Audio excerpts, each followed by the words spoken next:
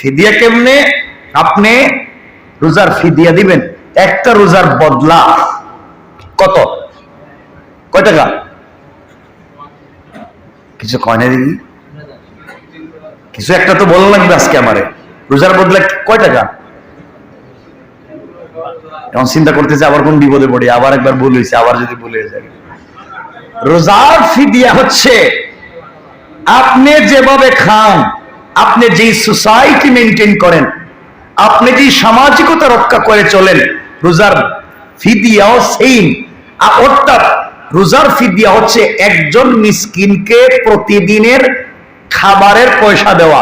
এখন আপনার প্রতিদিন 2 বেলা বা 3 বেলায় পয়সা লাগে, আপনি রেস্টুরেন্টে গিয়ে খাইলে কয় টাকা খাইবেন এক বেলা? 50-60 টাকা?